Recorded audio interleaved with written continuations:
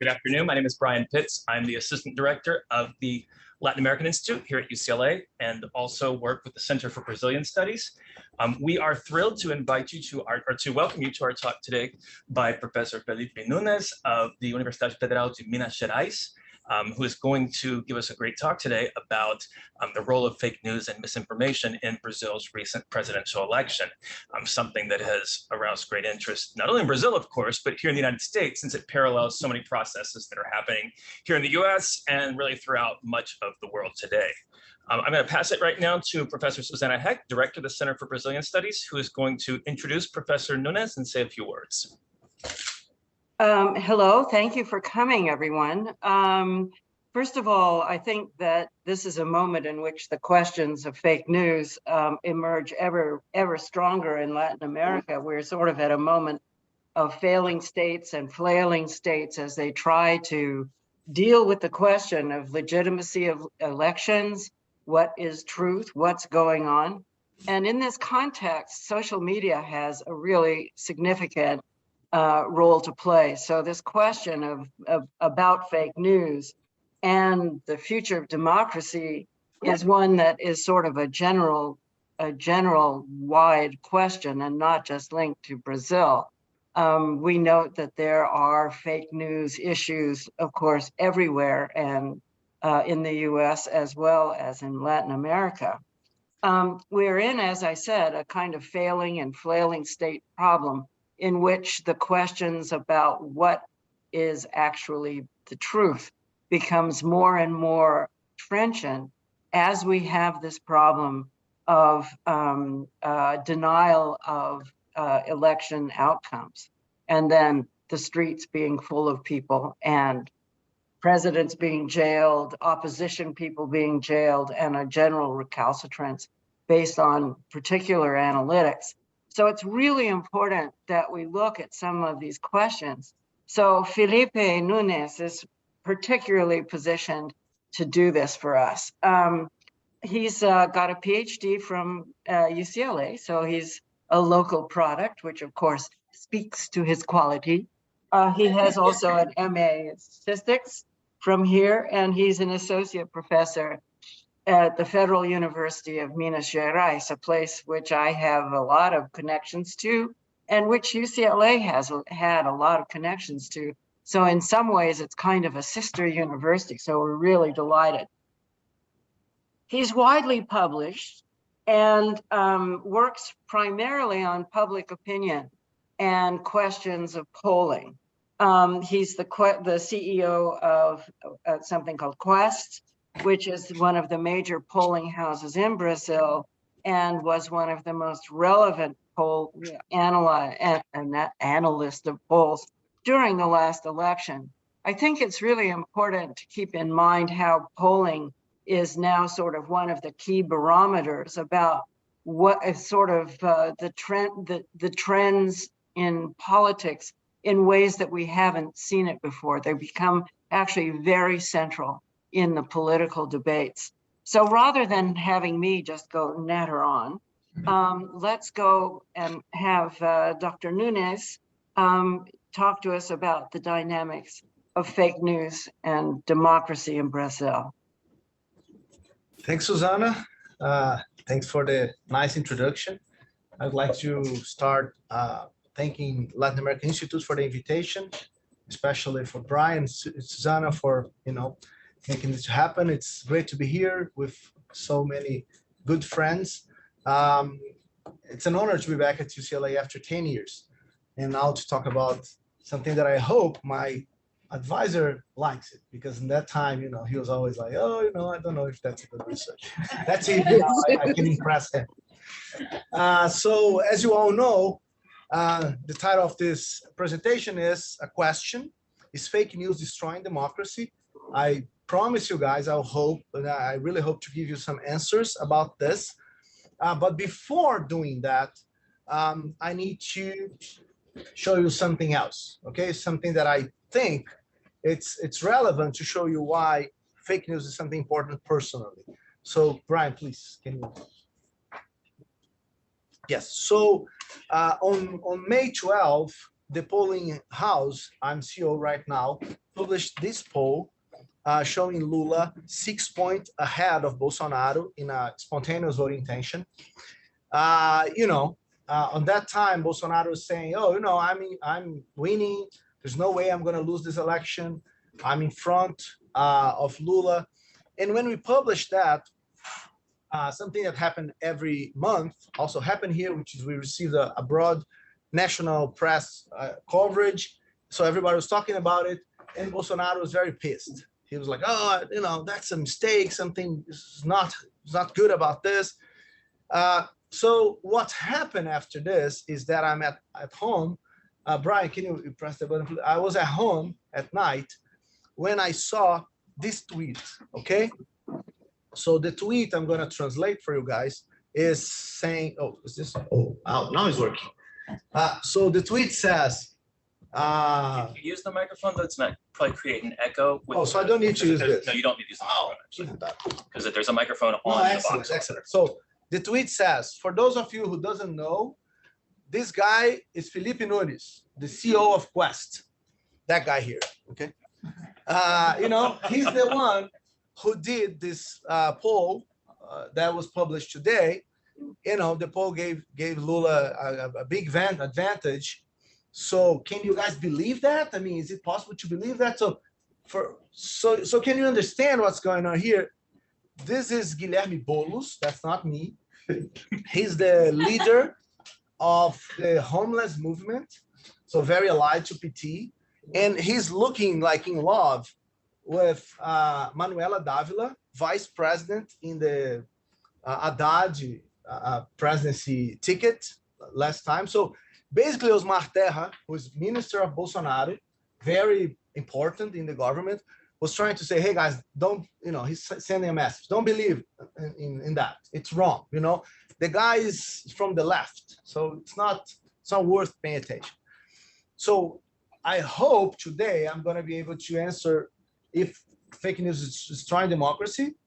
Let's hope I can get some answer. But for sure, fake news almost destroyed my life, because that day, so that got into news, the most important newspaper, Folha de São Paulo. I became a top Twitter trending that day. So it was crazy. Like everybody talking to me, calling me, "Hey, what's going on? So are you Boulos? What's that?"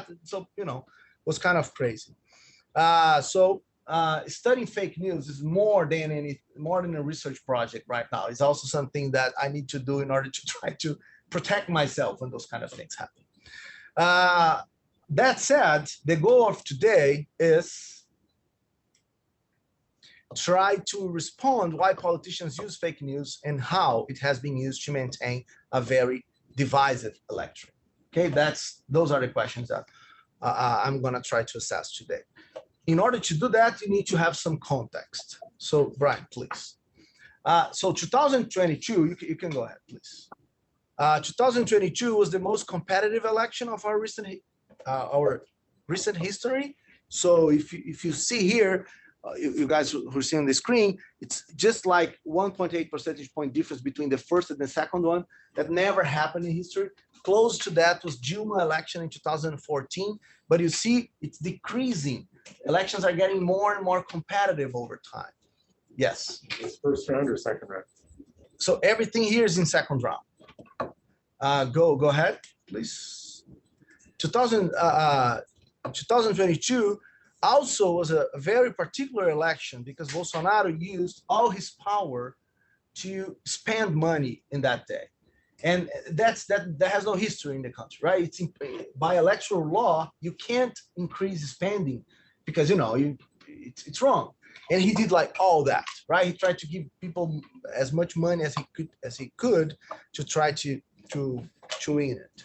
2022 was also, you can go ahead, an election with one side very mobilized. So Bolsonaro's side was able to produce this kind of images, huge popular demonstrations on the street. And the importance of that is because this was their argument. This was their evidence that the polls were wrong. How could Bolsonaro be behind in the polls when they were able to do those kind of events, right? Every other week, they reunion like a bunch of people in different important cities in Brazil. On the other side, what we see is fear. Lula voters are very afraid of violence. We have seen 3 assassinations during the election based on the election issues. One of them is really, really bad. And so I run 2 experiments about this, 2 list experiments. I'm not going to talk specific about this, but we can then come back to that. But that descriptive graph shows you clearly like 80% don't want to politicize their vote, right? And when, Brian, please, when we go a little bit deeper, 57% says that publicizing your presidential vote is more dangerous than in the past, right? 32 say it's more safe. Let's break that down. Look, 81% of the 57 are Lula voters.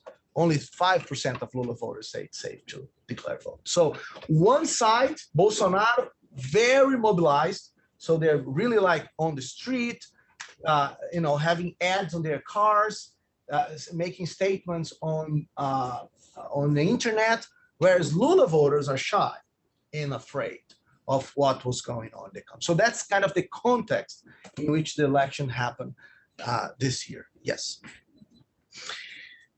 It also, and I'm borrowing here a concept that I really like from Sides and Lane and Tassanovich, is so it's also an election where we see a very calcified process, right? So the 2 groups are farther apart than ever. I have evidence I can show you later on. People think differently now. The both sides, they have different views of the word. The kind of words they want are different. Inside the groups, they are very similar. The debate is not more about economy, it's about identity. This is also very unique if you think about the Brazilian history and the economic situation we are facing in the last 10 years. And very important, both sides think that they can win because they are very equal in terms of the numbers, right? One of the graphs that I really like, Brian, please, that shows this stability is when we take the average difference of PT, so Lula party, percentage point votes over time, and you see that from 98 to 02, you see that PT really increased his vote in many municipalities. But after that, everything was going kind of down, reaching almost the 0 difference. So, every presidential election, different candidates, different parties, was not only Lula. So you had Dilma, you had Haddad in PT side. On the other side, you had Alckmin, you had Serra, you had Bolsonaro. So different names, but the pattern of the party, voting distribution in municipalities is very, very similar. So that's just an evidence of that idea. We can, Felipe, that's the average absolute difference. So yes, it's not just that on average they got the same, it's they're getting the same in the same places. Exactly. Yes. So, and here's where I get closer to the talk today. So everything I'm talking here is about a book project that I'm working on right now. So this was an election in which a biased political communication ecosystem got consolidated, right? We saw 2 kind of ways, and that's, I think it's very interesting, in which Bolsonaristas and Petistas were getting information. And that's how fake news will play a role here, right? So can you go one further?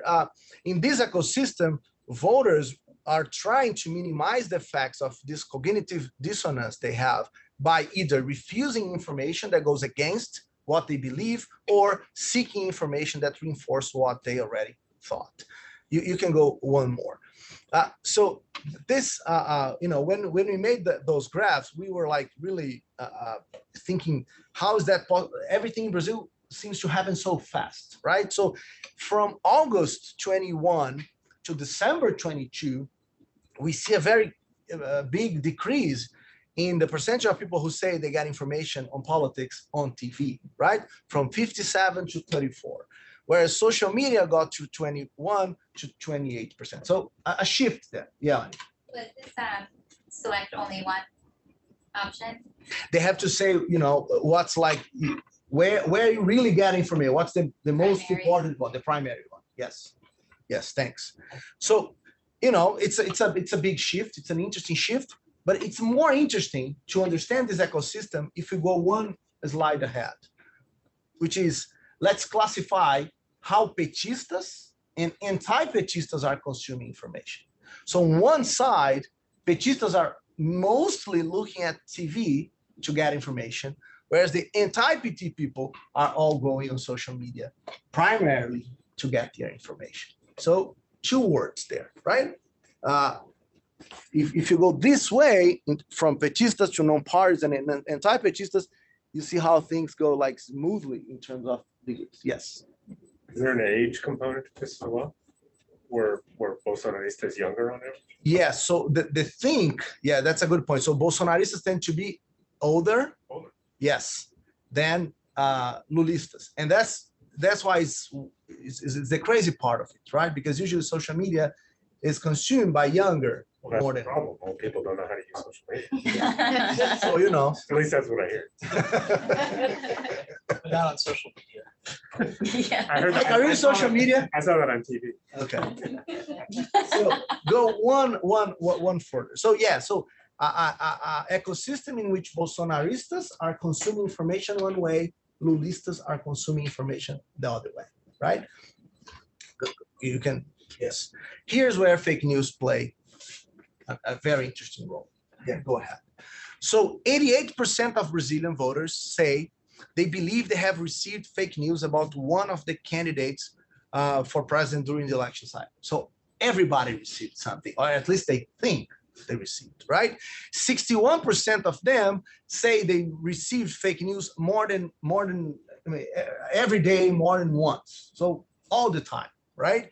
And 43% of those 88 confirm, look at how crazy that is, that they have shared news that they don't know if it's true or not, but you know, I do it because it benefits my candidate, right? So people are able in a survey to confirm that they probably received some fake news. They're not sure about that, but they think it's fake news. And also they're able to confirm that they spread it just because it's good for their side. One more. And the place where all this is going on is WhatsApp. 94. So if you ask, have you received the fake news in WhatsApp? 94% say yes. On Facebook, 55. Instagram, 52. TikTok, 22. And Twitter apparently doesn't have a bunch of fake news. Apparently. Or a bunch of follow, or a bunch of people using it. Or yes, yeah. Pasha. I think that's fake news. Typically, the egregious question about like the place where they most get their news, right? WhatsApp's very low, 5%, 6%, 8%. But do you have a sense of how many people across, you know, anti-PT and nonpartisan are also on WhatsApp? It may not be the main source of news, but is it? 98% are on WhatsApp. Okay, so So different than the US, Yeah. everybody in Brazil uses WhatsApp to do everything. Yeah. Talk to their family, to make groups about soccer, to talk about politics, you know. So everybody is in there, although they don't say yeah. in the survey, it's their primary information, right?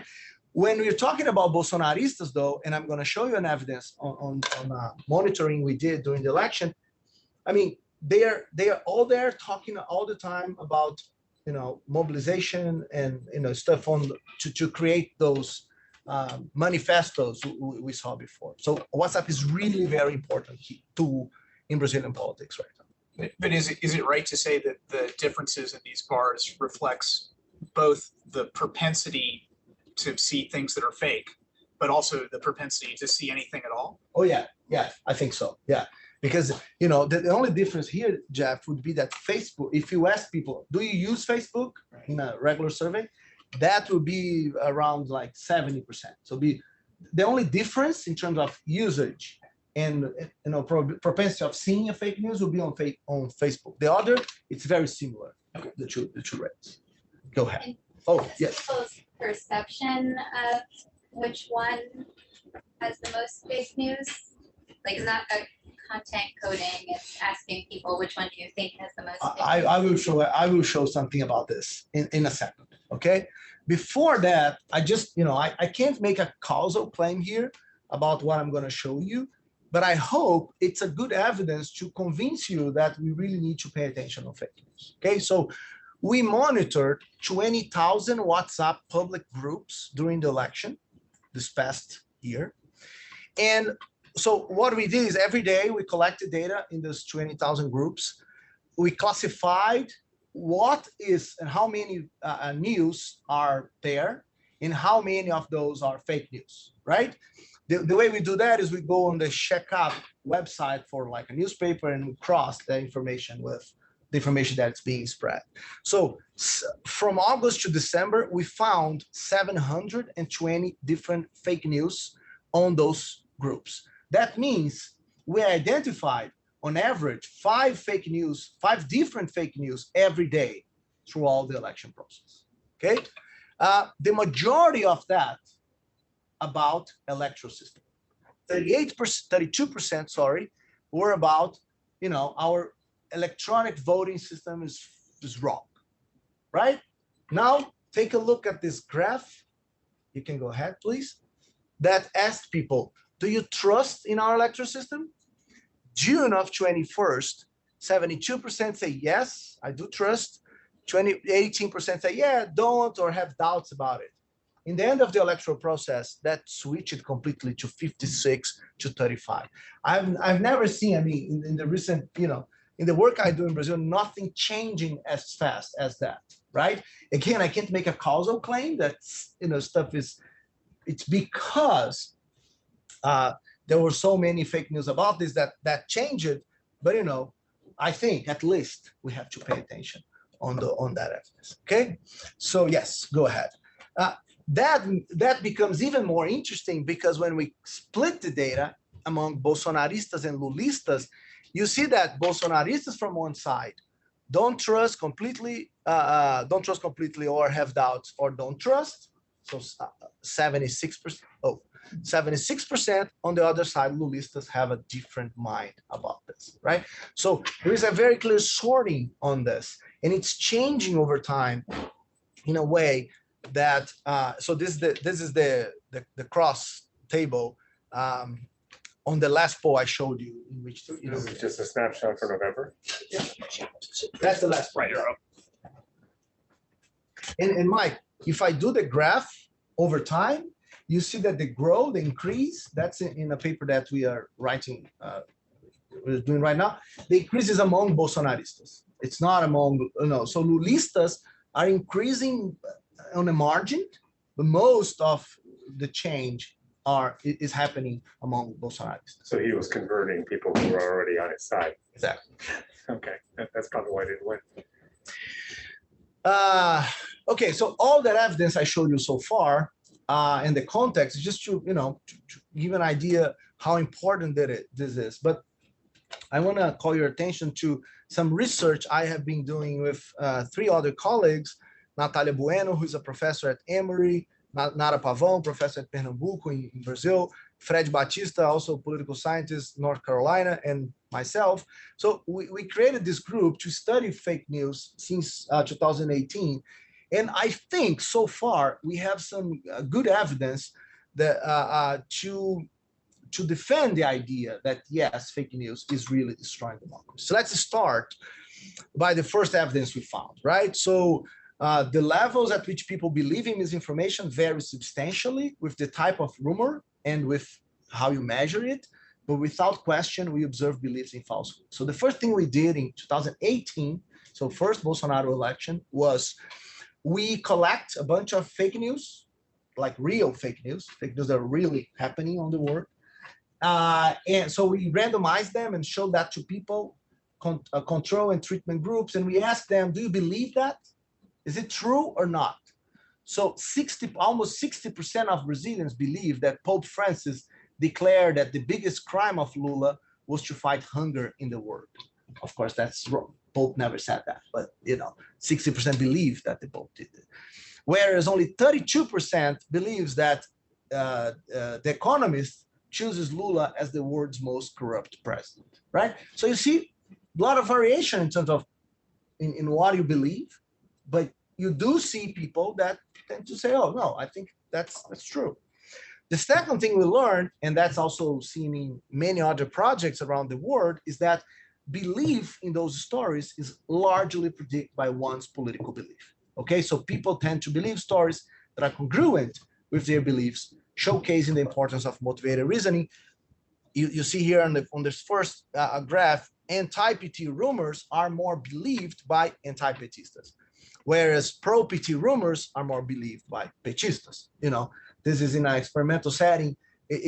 I think it shows clearly that there is some motivated reasoning going on. That's on a paper on JOP last year. The other thing we start doing was thinking about the consequences. As we know, some people believe on fake news. We start thinking about how to study the consequences of misinformation for the country. In the US, for example, the literature says that it's unlikely that fake news have altered electoral outcomes. That's what people have found out here, okay? We're not saying the literature is wrong, but we think the mechanisms that people are investigating is wrong. Everybody's looking at persuasion effects, and we think this is more about a mobilization effect, okay? Which means how you use fake news to make people go out and or not about a candidate. So we started studying that. So first, we created a data set with over 4 million social media posts from Brazilian political elites between 18 and 20. We sampled that and classified how many politicians spread fake news officially in their accounts. You know, very few. It's close to, like, on average, like 4% of posts that we analyze actually have a fake news. So it's very, very low, right? But interestingly, when we look at the reactions of people on those posts and compare across them, posts with fake news receives lots of more attention on average than content without misinformation. Okay, so reactions, quotes, replies are way higher, you know, it's a statistically significant amount when compared to posts that don't have misinformation, right? And then we start thinking about, maybe it's because, you know, someone in the country is saying, oh, you're wrong, you know, they saw Felipe, my name, on the screen in the Twitter of Osmar Terra, say, no, that's not Felipe, you know, that's why it's getting more and more engagement, because people are trying to say no. Actually, it's the opposite. Most of the quotes and that we classified are actually supporting the fake news that was published before. So this engagement is actually going in a direction that's really bad for democracy, which is, you know, it's increasing the problem, not decreasing it, right? So, okay, so this is all descriptive information. We decided to do that in a controlled experimental setting. So we created our own Facebook, our own platform. We put people on there. They have to play. You know, they have to see stuff. They can comment. They can like, share. You know, they can do whatever they want in our platform. And after, so we divided, you know, treatment and control groups. On the treatment group, we started showing negative fake news about one of the candidates, either Lula or Bolsonaro during the election, right? So this is in a control setting situation. We know who received what and how. So after that, we surveyed them asking, would you send a WhatsApp message in favor of Bolsonaro or Lula? Would you declare support for Lula or Bolsonaro? Would you go to an event of Bolsonaro or Lula? Would you share a negative news on Lula or positive on Lula? Would you are you convinced or not to vote on Lula? And what we found is that if the misinformation, when the treatment is assigned, the misinformation is actually decreasing the chances of those people to participate in movements, in campaign demonstrations, in, you know, to publicly say that they are supporting one side or the other, right? So this is what we found so far, besides the fact that people do believe, there is a rate of people who believe on fake news, is that when they are negative toward a candidate, it tends to stop that person to actually, you know, going forward. So we think that misinformation is helpful in mobilizing against targets of misinformation. And that might explain why, even not having an effect of a persuasion way, and that's what the literature says, that's why politicians keep using it, because they need to mobilize their voters. Yeah, are those aggregating over supporters and people who oppose? Over here, yes. So here it's the average the average treatment effect. Yeah. So from everywhere. Yes.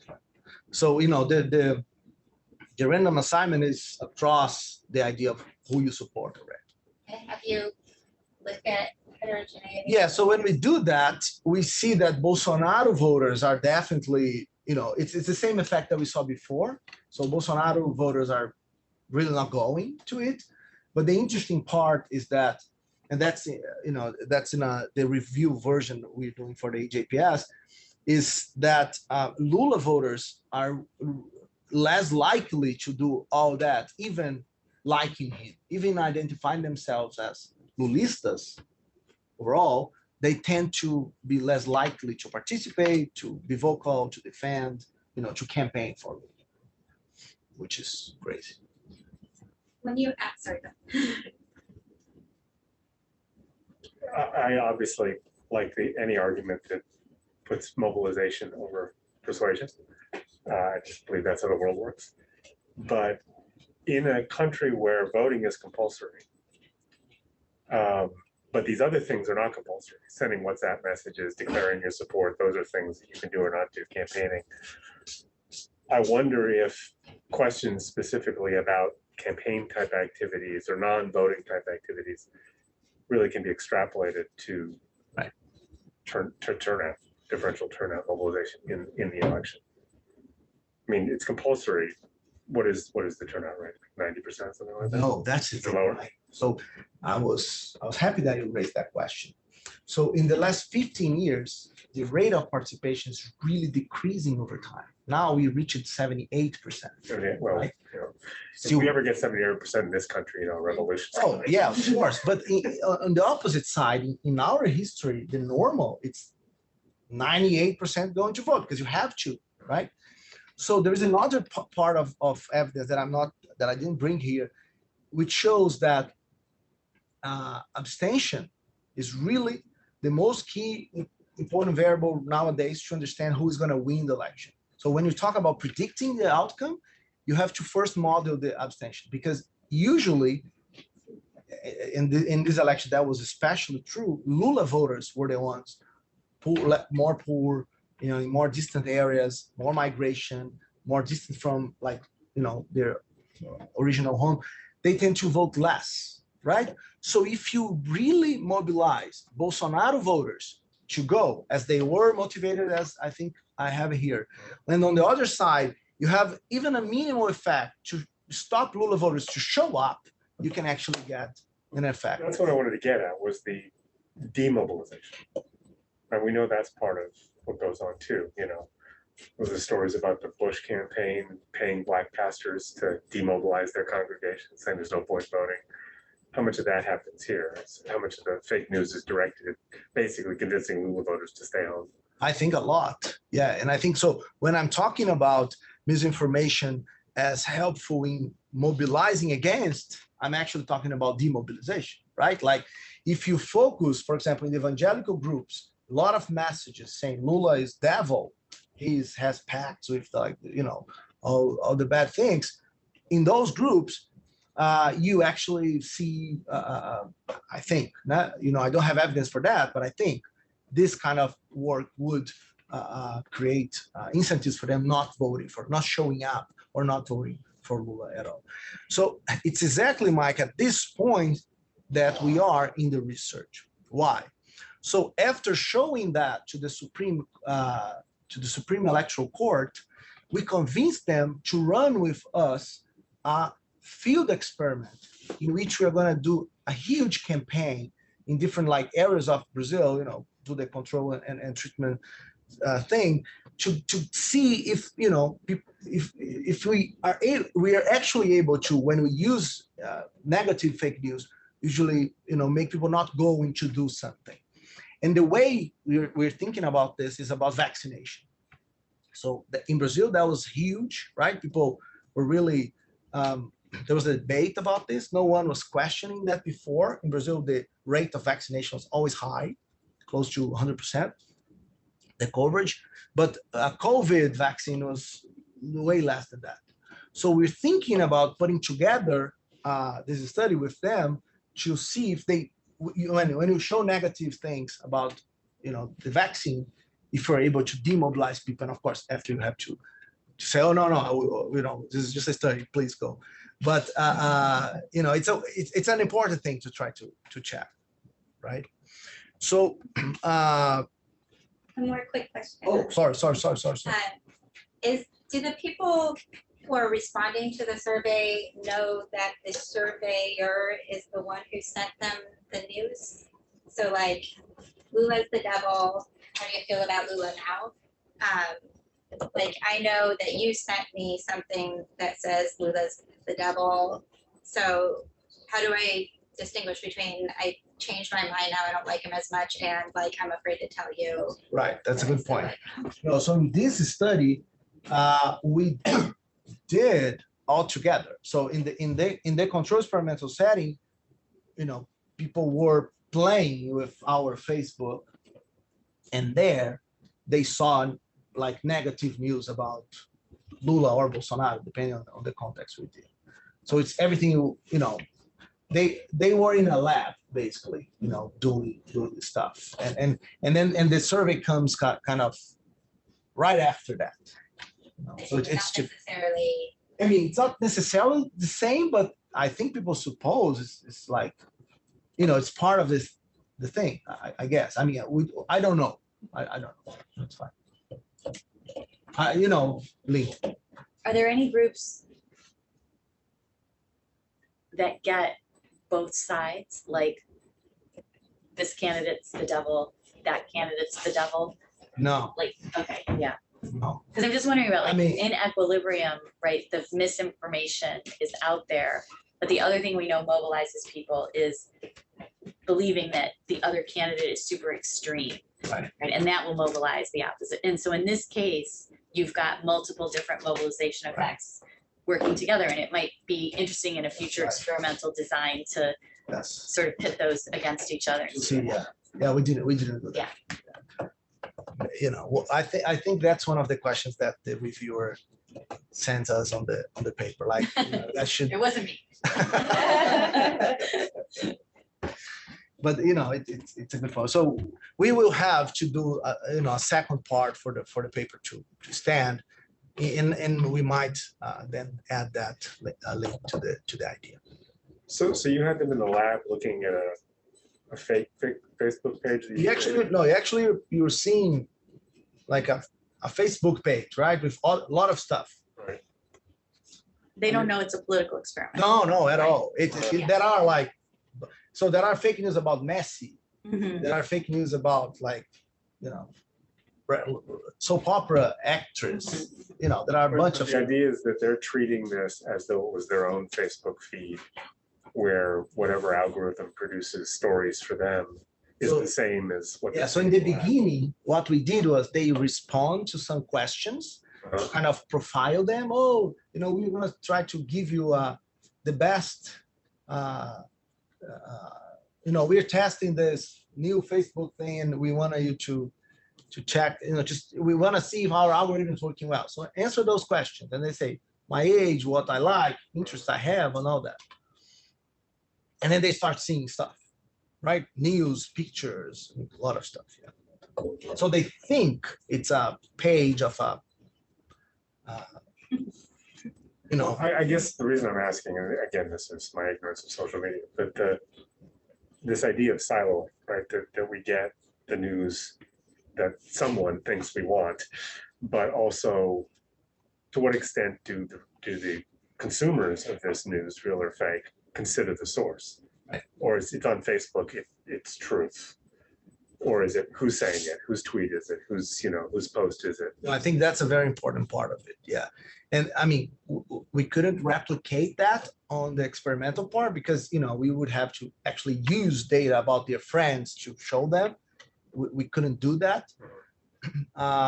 but the observational part on the other side kind of shows that Bolsonaristas say that they prefer and they do take more information on social media, which means for us that they use that as a source, because they don't trust the traditional media anymore, right?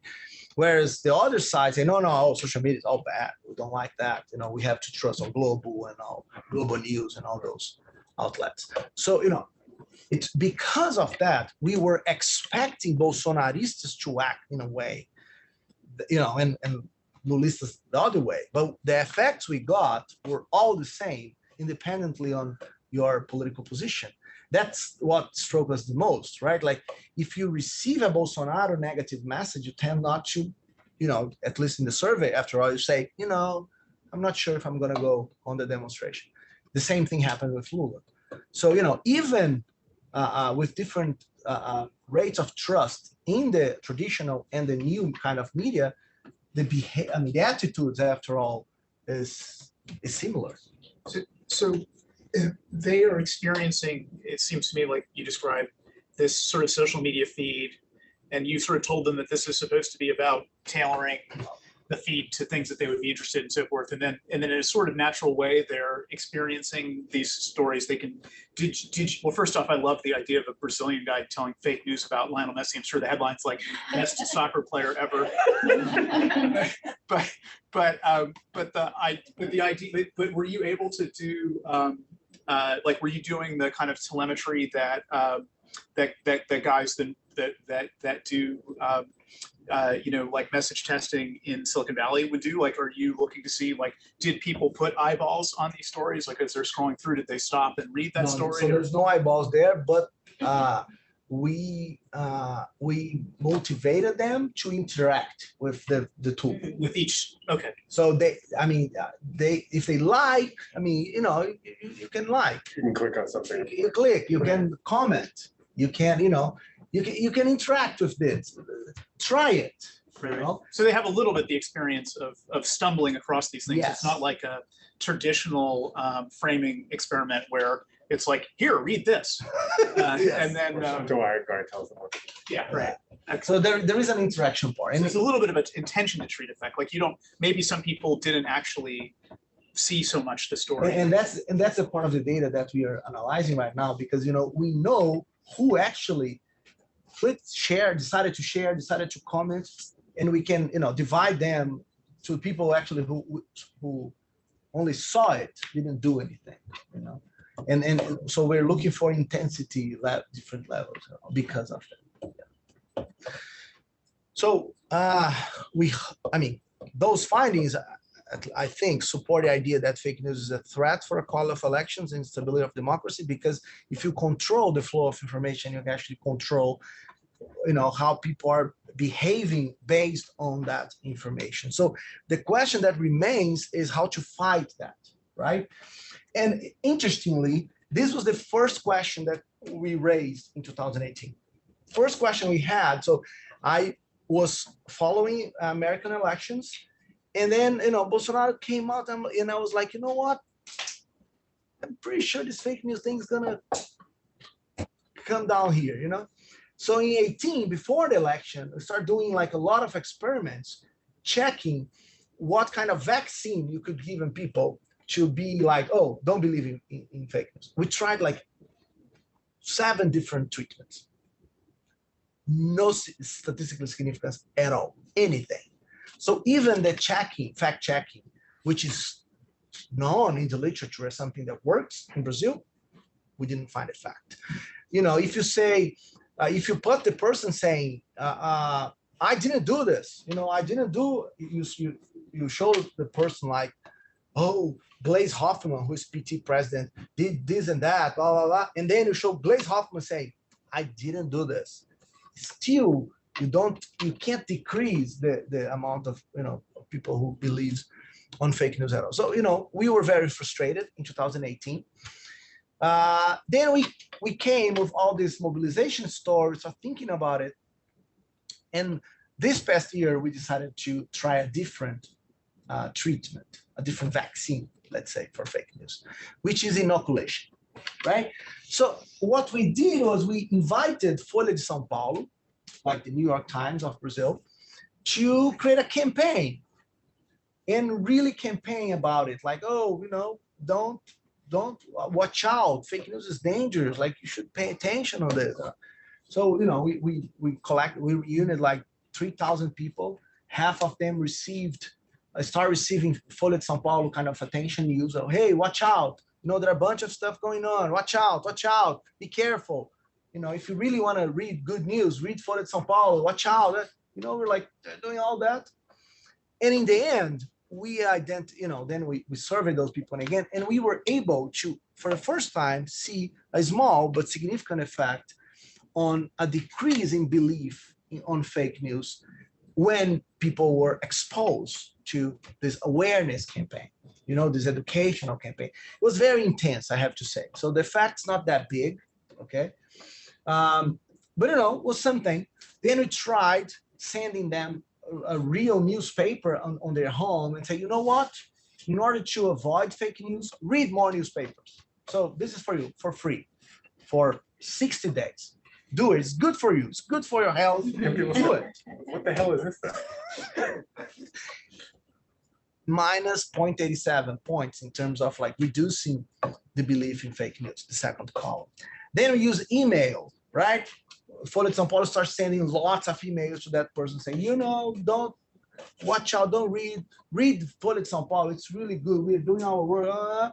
We also got minus 0.24 decrease in belief on fake news. And then we tried both newspaper and email, and in fact, it's around 0.21. So in our mind, You try WhatsApp. no, because WhatsApp doesn't allow us to do that, right? So I'm trying to convince them. I had a meeting like with the Brazilian guy to try to convince, hey, you know, guy, help us on that, but not good so far. So interestingly for us, you know, fact checking doesn't work. I mean, a lot saying, you know, that's not true. It didn't work. We tried all this stuff, but inoculating on people the idea that, you know what, there is a fake news around, watch out, kind of helped a little bit find something. So right now we're excited about, I was mentioning the Supreme Electoral Court, they agreed on starting campaigns in some cities of Brazil. So we're going to use local news, newspaper, radio lists, social influencers. We're going to use a bunch of different people in some cities. So we match those cities with other cities that are very similar to them, but not the same. And the idea is to see if the Supreme Electoral Court helps us doing the campaign. They agreed already to try to inoculate on those cities the idea of watch out, something is going on. You know, we're excited about this because if that happens, I mean, the electoral court has a lot of money to do publicity, and they use for like bullshit stuff, like, oh, you know, they don't really go about this. So we're hoping to help with that. Lee, How about just a third treatment group to try to isolate your story about the mechanism, meaning the lack of trust in elections depressing turnout, where the third treatment group is that the court sends messages specifically saying, hey, watch out, a lot of people are going to try to convince you that the polls aren't, you know, whatever the ballot, yeah, whatever the electoral threat is. system, So, like, yeah. you know, and you know, don't believe them. Like, be assured your vote will be, your votes will be counted or Yeah, you whatever. can do that. And that would be like a really specific test of your You mechanism. can do that. Yeah, because you know there are municipal elections coming next year, so they will have to do campaigns about that. You know, so we can use that. Like, oh, let's start in some places before, and let's check. That's a good point. Yeah, we will do that. Marika. I would, since you still haven't done it yet too, which is, like maybe you should be looking for a conditional effect also, depending on where people are getting, and I know you like listed conditions here, but I'm thinking of Zainab Tufekci's kind of new book, Twitter and Tear Gas, and this idea that belonging is stronger than fact. So if you read the newspaper alone in your bedroom, you might be convinced by what it says, but if you read it on social media, you're not reading it alone anymore. People are watching, you know, so then it's an identity signal. So where you're getting the literacy campaign from might matter, or who's watching when you're getting it. Right. We can try heterogeneous effects inside the cities to check that. Yeah. I mean, in 2012, I think Link got me to Las Vegas to do something like about online survey. What was that? Like, you know, face to face, we were checking, you know. Pasha, were you there? No.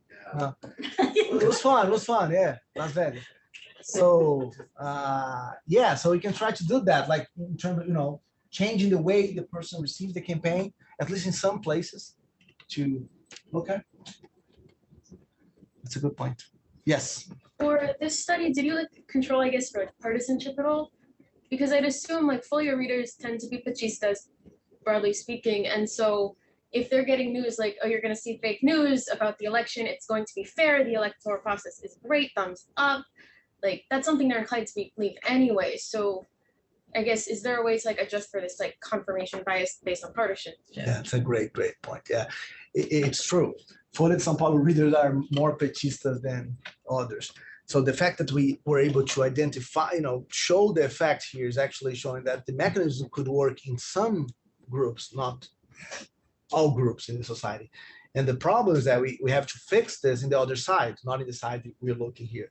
So the problem with that is we weren't able to partner with any Bolsonarista kind of outlet. I tried talking to Jovem Pan, which is a kind of Fox News on Brazil, and they were like, no, that we don't care. It's just like, no.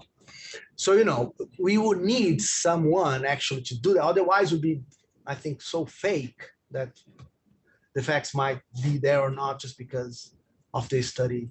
But presumably, this is an experiment, right? So yes. The randomization would have been controlling for. I mean, yeah, but the thing is that the sample is already biased in the way that she, you know, it's right. I mean, biased towards Folha readers, Sure. You know, already. So if you, because the experiment was done with them, you know, so I think you might have TikTok Bolsonaris. Huh? You need TikTok dances. Yeah, TikTok. Yeah, That'll get to the people. I'll try, man. You had a question? It was similar to Okay. what she asked, but I'm curious about something else. In your findings, I understand that you, perhaps unlike what we would have assumed, you found this demobilization effect on both sides. Had you collected partisan and political beliefs data before that? I'm asked, or before they started playing with the platform. I'm asking this because I'm wondering if it matters how extreme you are already in your beliefs and whether that affects how demobilized or not you would be. Right. Yeah, no, we have that information. I mean, the assumption here, I mean, for us is always like, we have to classify the electorate between pechistas, non-pechistas, you know, this is a very important variable for us. So we do have that. Again, as we are using experimental setting, that's not gonna matter. We hope it doesn't matter a lot because, you know, the random assignment kind of deals with that variable as well. But, you know, when we do the balance of control and treatment groups, everything works like fine in terms of the amount of people you have in both sides. So, you know, it looks like everything is okay in terms of that. Also, I just want to mention that people who are watching via the webinar right now can also submit questions using the Q&A function. If you want to give me back the laptop, I can moderate them for you, or you can pull them up. Yeah, so right you know there what and see I'm them gonna do? yourself. I'm gonna end this and say, thank you, I'm ready for questions. The laptop.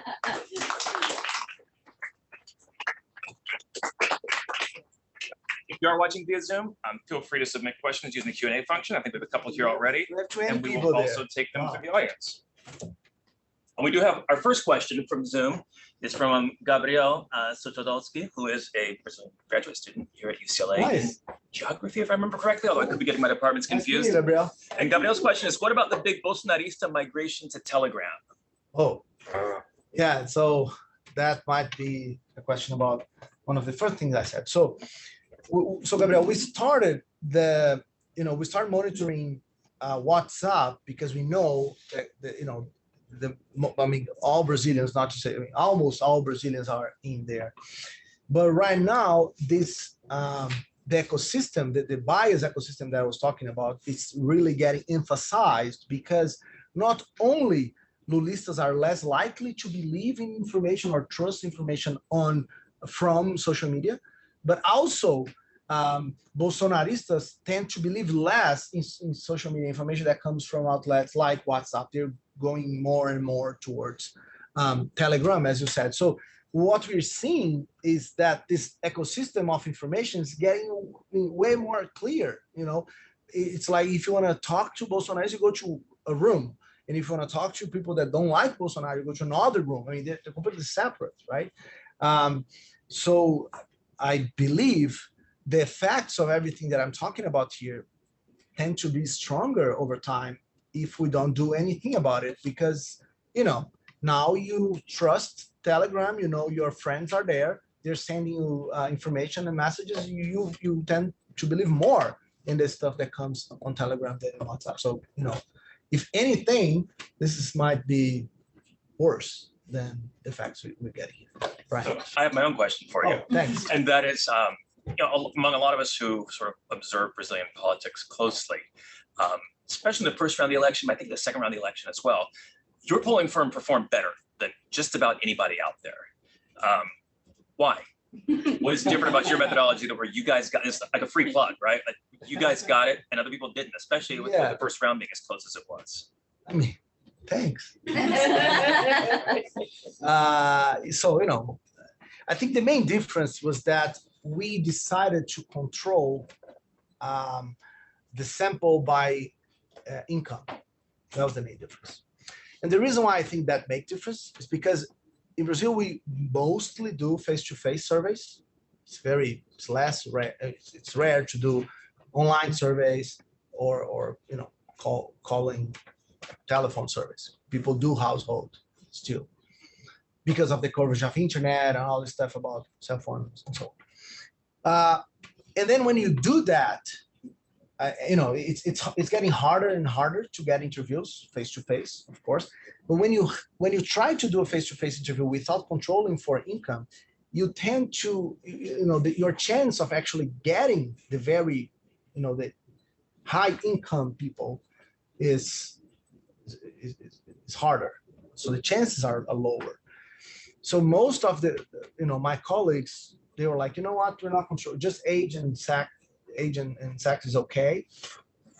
And we decided to do more than that. So I think that's one of the reasons why it was important. We were able to, we made our enumerators talk to Bolsonaristas when we control by income, because it's harder to do that. It's more expensive to do that, but we did. The second reason is that we incorporated in our survey, in the questionnaire, some kind of blind response. So, when people are talking about who are you going to vote for, instead of telling me, I gave you the tablet and say, you know what? There is a question out for you. Who are you going to vote for? So, people are just doing by themselves. I mean, that was a way that we tried to kind of get out the effect of the in-person, effect. So those were the two things we did. And in the second round, we incorporated something else that you Americans, of course, know and know how good and how bad it is, which is likely voter models, right? We clearly saw, because we did an exit poll for the first time in Brazil, no one had ever done an exit poll. We convinced our client to do it, and we identified who were the voters who were less likely to go to vote. And they were all Lula voters. So, if you don't control for the abstention kind of issue, you tend to overestimate Lula, as everybody else was doing, saying that he was going to win in the first round. And we were on the other side, like, no, you know what? There's some, our predictions were showing a second round. So those three things, I think, made a difference. On that same topic, I heard somewhere, possibly from you, that that one of the issues in Brazil was that getting the weighting of people that are sampled right is hard because of the fact that it's been more than 10 years since the last census. So Yes. it's kind of like nobody knows exactly what. Yeah, so that was the other challenge. So usually people use the census as the main reference, but since Bolsonaro didn't do the census, we didn't have like official data. So what we decided to do, we really go deeper into a research that's also done by IBGE, who is the main kind of census responsible, which is PNAD. You know PNAD, right? So it's like 600 million people who is sampled every year. So they do a huge. Am I right on the number? There aren't that many people in Brazil. 16 million. 16, okay. 16 million, yeah. It's a huge, sample, and they have very fresh data on the electorate. So we kind of matched on that, and I think that helped us. Whereas other people are using old census data to make their quota reference. Yeah. Yes. Going back to the inoculation campaign, did you look at like long-term effects, or were these just like short-term effects, or did you do both? So far, short-term effects. Folha also is okay of keep doing that stuff because they like the idea. So we will try to do this in terms of for the next electoral cycle for the municipal elections now in São Paulo, which is a big city, the same kind of study, but looking at different different terms of the effect to see if something goes on with that. Yes. Professor, hi. My name is Eduardo. I'm here at the UCLA Faculty of Law, and I'm studying false allegations of fraud. Oh. And it was very good to hear from you. Well, thanks. And I'm sorry. Thanks for being here. My pleasure. And I was really interested in a passage of your lecture when you say that, I'm not sure if, I guess, 2018, we had more fake news about the electoral system of voting. And I would like to know your guess as to why is that? No, so maybe I pronounced it bad, so I'm sorry. What I was saying that was that in 2022, so in this election, most of fake news were about the electoral system. In 2018, we don't have this classification in terms of like topics. We have the data though, so we could do that. But I remember from the studies we have done there that the majority of fake news in 18 were about the LGBTQ plus kind of agenda. The thing there was really that PT was going to, not only bring communism back to Brazil, but also, it's going to be a pervert country, people are going to be naked on the streets and so on. You might remember the movement called Ele Não, that happened right before the election. And that was the images about that event were kind of changed in a way to actually create the idea that the PT movement on the streets were all like really bad. And so the evangelicals especially they left PT very fast in those 2 weeks. Yep. Do you want to take it online or should Well, I don't know. I don't know if we have online All right, questions. I'll Please, yeah. Regarding the campaigns you have planned in the municipalities, I was curious in terms of what role the Supreme Electoral Court will play or how visible it will be, because as you well know, this distrust or tendency to believe in misinformation doesn't just apply to traditional media, but seeps into all kind of democratic institutions. And so what role do you envision the court playing, and how that might impact the kind of results that you Excellent. get? So let me give you first some data.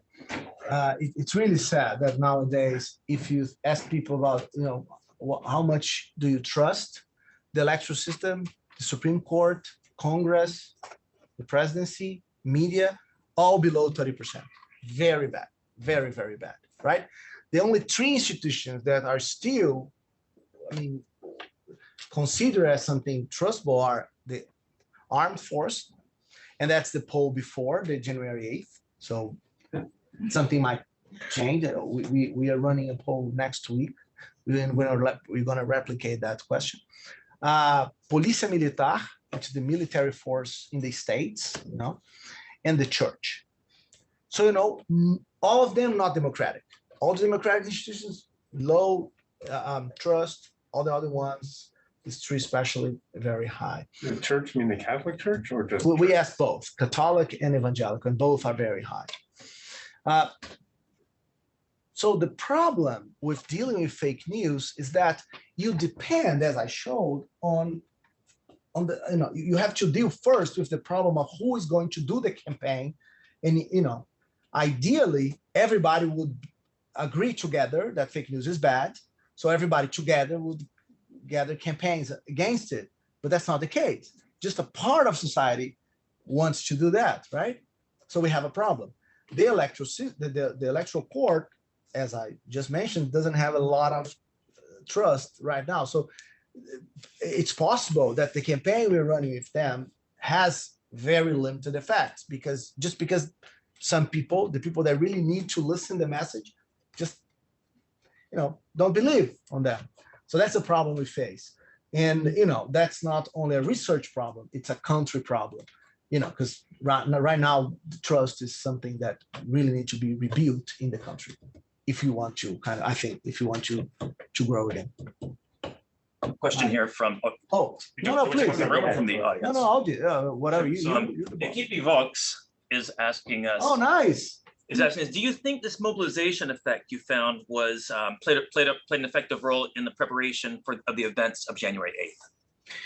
Well, yeah, totally. Yeah. So first, January 8th was clearly a replication, an attempt to replicate Trump's movement in the US with one very small difference.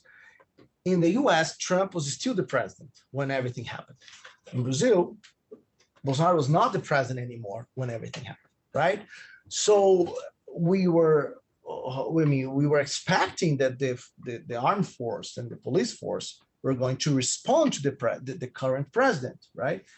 And that was not the case. So after the election, the second round of the election ended, we saw you know, the amount of fake news that were spread were not getting lower, actually it's going higher. And they were all focused on, you know, this idea that don't worry, guys, we have a plan, we know what you're doing, you know, the election's not over yet. We saw, I mean, in the monitoring in the groups, we really saw lots of fake news on that. So yeah, so I'm pretty sure they use that mechanism to, you know, to mobilize people to go there with this information that actually went towards what they believed. I'm interested in, specific to Brazil, this sort of interaction between the siloing you're talking about, and, you know, people are in their own rooms, they're talking, and distrust and fake news on the one hand, and the polarization between Petistas and anti-Petistas.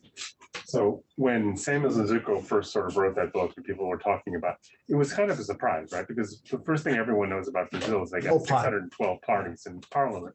How can you talk about, you know, two groups? Yeah.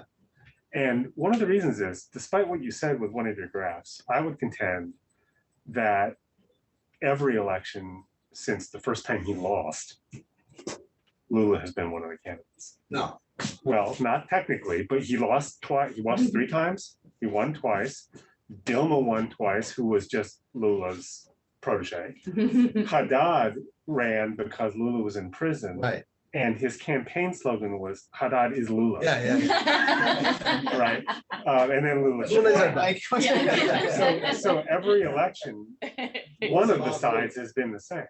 I mean, I'm not even entirely sure I believe that the PT is anything different than, the Petista is different from Lulista. It is. The opponent has been different. But I wonder if that fact about what's happened, or if that maybe what you're finding about what's going on in Brazil is somewhat tied to the fact that Lula is always one of the polls. Mm-hmm. And I mean, he himself, and that once he fades from the scene, if he ever does, things might change. And maybe in the ways that we've always kind of worried about Brazilian politics. On the other hand, it's just chaos, right? There are just so many parties. There are no sort of strong themes running through politics at all. It's just so the evidence from Zuko and Samuels, I think, makes a very good. The evidence they have show us that different than what we believed before, petismo and Lulismo is really something that organized the political competition in Brazil. So right. I agree with you on that, right? Can you go back to the presentation? I mean, it's very, I mean, the pattern of the way people vote for PT over time, if you take a look carefully, it's impressive. It's very similar across municipalities, across states. So can you go 2 more, please? No, more, yeah, go ahead. Yes, wait, here. So this is the difference in votes that Lula had from the first to the second round of the election, right? I mean, this is all Lula, this is all against Lula, right? The reason why Lula won was because São Paulo turned red in this election. So this is where we saw the swing voting kind of pattern, right? The rest is just like the same. We just increase the difference from one another, right? This is only 2022. One more, Brian, please. Or 2 more, I guess. 3 more. 4 more. Keep going. No, more. Yeah, go ahead. There is a, yes, this one. 17. So yeah, 17 after all. So here we have the percentage of voting PT in the past election, and here is voting PT in current election. So I showed you the municipality. States, right? Those are states, exactly. So before I showed the municipality pattern, now I'm showing you state pattern. You know, it's everything very like aligned to the diagonal line, except here, right? When it's the first time that PT comes to power, so they all increased in everywhere their vote. After that, you see variations, but they're marginal. You know, overall, they're very close to this diagonal line. So I think the Brazilian literature underestimated the power that petismo had, and of course, Lulismo is related to this as well, in countries' politics. You know, like it really strikes me as, you know, how important it is to have a organized party, even in a chaotic party system as we have in Brazil, to have someone who is always the one that you want to defeat, you know, somehow. You know, PT has become the party to be defeated in every election. But that's what's changed, right? Is that the opposition to petismo has organized, Yes, or has at least concentrated on a single candidate. but but before, PSDB also had that role. I think the difference here, Mike, is that before PSDB and PT were talking about economy, and now, you know, Bolsonaristas and Lulistas are talking about identity. They're caring about how the world is going to be.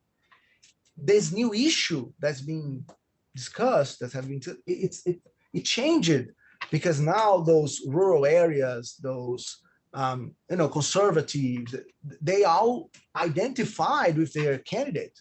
Bolsonaro is a real representative of those people. PSDB was not before, and we found out that just when 2018 happened. Yes, yeah. Do you have any data or evidence of the effects of fake news that fake news have on those institutions with high degree of trust. For example, fake news about the church pastor or the armed forces, because fake news about the Supreme Court's like kicking out that dog. That's we would say in Brazil. No, we haven't done that. That's a good idea. Yeah, we haven't done, because one of the things in our current work, the thing we really wanted to do is to test the effect of real fake news. Mm-hmm. And interestingly, you don't see fake news about those stuff. Yeah, there's a reason for that, I guess. Because as they have a lot of trust, it's harder to create effects, changes for them, right? But yeah, maybe we can create fake news for them and test. Like an overflow of fake news, and it loses the confidence. On a similar vein, I wonder, these studies that people have done in the US where they are gonna show people stuff like this, and then they're gonna say, we want you to tell us if it's true or not true. Right. And then some people randomly assign, some people get paid. You get $1 for every time you tell us the right answer. And if you just offer people more money, some sort of benefit more than their psychic benefit of rooting for their team, they instantly tell you they know all this stuff is not true. And you guys could replicate that to see if people actually, as again, another test of the motivated reasoning hypothesis, like they actually know this stuff isn't true. And so it's just cheerleading. So that's one of the questions we have. Like, do people really believe that stuff? In the US, or it's like pennies will break the result. Really? Yeah. Really? Okay, interesting. Yeah. I think it's Lucia. Marcus Pryor, Seth Hill has a paper like this with Greg Shaver. There's a couple of papers. I will take a look on that. So the evidence we have is not experimental, but we tried to differentiate Bolsonarismo in groups, in subgroups. Okay. So the reason why I'm not very confident about those outcomes is because it's not representative sample. It's not, it's just we did a focus group, so it's not a lot of people, like 20, 30 people. And so in that setting, we did offer, like, guys, if you do very well, you're going to have a great lunch after this. Like, if you perform very good, you will get your stuff. Okay, so they were all Bolsonaristas, but 18% of them still defend the fake news, Bolsonaro ideas, even with the great lunch offer, after all. Again, it's a small sample. Yeah. Can't say anything. It's not representative, not statistically. But I'm curious about this because I'm always, asking myself, I think there is a different pattern. There are some Bolsonaristas who are really motivated about those stuff, and they defend on their churches, on their group, so maybe not all are, maybe some of them are cheerleaders, but some I do think are kind of blind in terms of those information. But we'll have to replicate some of those papers. I'll take a look. Promise. We have a question here from Yara Poppe as well. And I think it kind of gets at kind of like the overarching message of your talk. So perhaps a good way to sum it up. Cool. What do you think is the play of misinformation and fake news and what we are seeing in Brazil and in the US among some people that are radicalized and living what experts are calling cognitive dissonance? Wow, yeah. So I think that's a question about this entire conversation, right? So so what's going on is that because people are so divided, they're so stick to their positions, they look for the outlets to get information, they refuse information that they don't like, because all those processes we talked about today, fake news is finding a great place to grow, which is the case of Brazil, because, both sides, and here I'm not talking about Bolsonaristas, but also in Lulistas, they will share and talk about the stuff that their friends and people that they trust are talking about. So this, this, I think,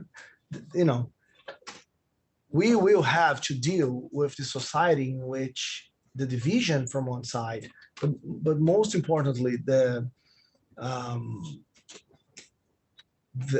this incentive you have to only take information from the place where you like and refusing the other side, the role that this is playing on us. I think that's really bad. And that's why I think fake news destroy democracy, because democracy is about, hearing the other side, talking to the differences and trying to find a common ground, even with different people, right?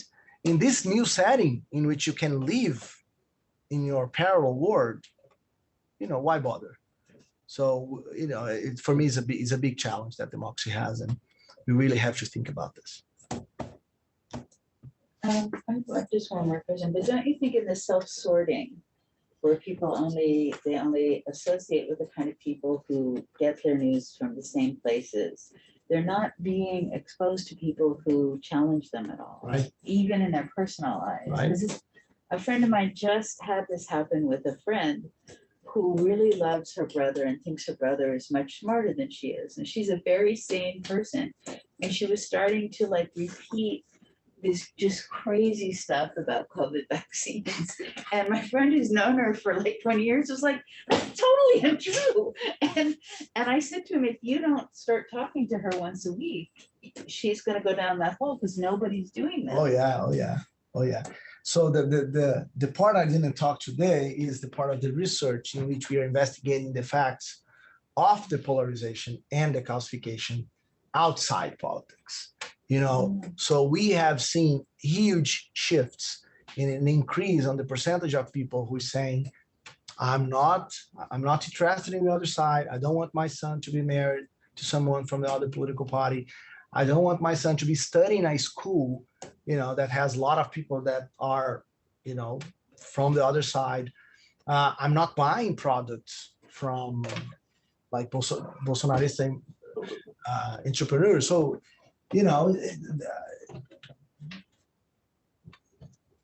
the thing we're talking about here, I think it's so important because it's more than just the politics, right? It's now in our ordinary life. In one of the last surveys we did last year, we asked people, have you break relationships with people because the difference of opinions you have? And 35% of Brazilians said yes. And do you think you're going to, among those 35, do you think you're going to recover from that? And 87% say no. Wow. So it's like division. I don't want to go back. It's my word against your word, different visions. I want my son to be raised in a place different than yours. And we don't want to be the same anymore. And the president has the challenge to unite people. I don't know how he's going to do it because it's so stick, so hard to move people around that I think it's a big thing. And, so we have to really like the idea of being volunteers of democracy to try to say, hey, don't believe that. Don't believe that. Don't believe that. It's hard. It's not an easy thing. Susanna, do you want to jump in with a question? Yes, I'm going to, I think we might make this the last question since it's now 5:30. Wow. But my question for you is this. One of the things that was very controversial throughout the campaign, and of course you knew I was going to ask this, had to be the Amazon. Yeah. And Lula has gone forward, as they say, hammer and tongs with all his Amazonian positions. And my dog is very upset about this. So the question, if worse comes to worse, I'll just pick him up. But the question I have is really, he's really going ahead on this. The Bolsonaristas had a completely different set of policies. It's almost impossible to imagine more politics diametrically opposed. Yeah. And also so different in their ideation and their international projection. What do you think is going to happen? I know this. What do you think is going to happen in terms of the opinions about Lula's politics and also the resistance to them in what is already quite a violent setting in Amazon? Yes, that's a great question, Susanna. So I think it's going to happen the same that has been happening to the other topics, which is it's going to be polarized, right? The difference here is that international opinion might help Lula to get resources, funds to do projects in the Amazon, and that might help the economy there. And this might have a side effect that change somehow ideas of some people, but I really don't see any change among Bolsonaristas on their ideas on climate change or the Amazon or anything. So, unfortunately, I think Lula will, do whatever he has to do.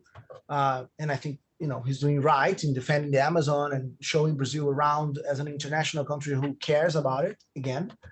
But that's not going to change the way Bolsonaristas will think about this. I think they will be sticking to the idea that, the state's too much. They don't allow us to do anything. We didn't devastate the Amazon. We didn't do any of that. It's all lies, fake news, and all that. So I don't see in the next few years any change on that pattern. We investigated that. We run a project called the Brazil We Want in the future. And one of the questions we asked people was about the Amazon. It's impressive. I mean, the division is just the same as if you ask about abortion, if you ask about guns, if you ask about climate change, if you ask about anything, the polarization aspect of it really is interacting with the opinions of people, at least in surveys, and making people really far apart on that issue as well.